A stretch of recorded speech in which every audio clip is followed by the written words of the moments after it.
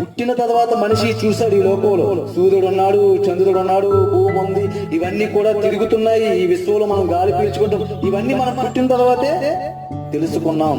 మన పుట్టక ముందు ఇవన్నీ ఉన్నట్టు మనకు తెలుసా? మనవే లేనప్పుడు ఇవి ఏమున్నాయో మనకేం తెలుసు?